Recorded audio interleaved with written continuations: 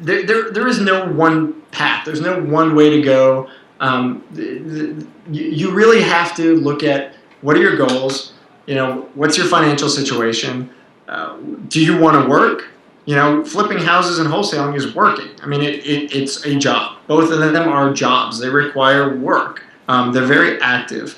Buy and hold is active. I mean, you got to do the work to find the deals, evaluate the deals, but it can become passive.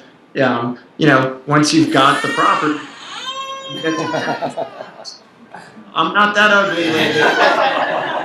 He didn't like the spacesuit crack. Yeah.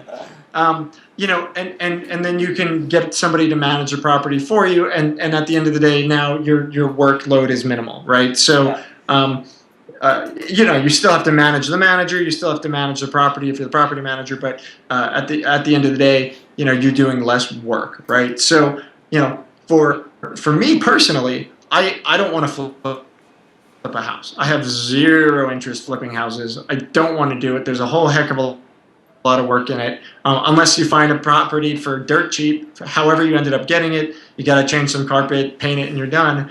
That's great. That's all, all well and good, but that's not the bulk of deals, right? Yeah. So, what do you want to do?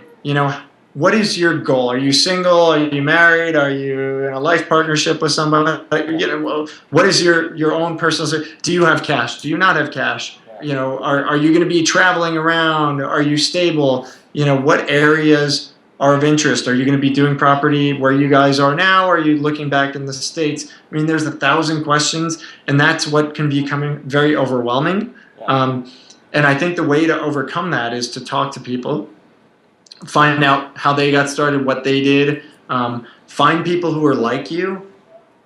So, hey, you look like you're, 20, 27, something like that? Plus 10. Wow. I got to come to Korea, man.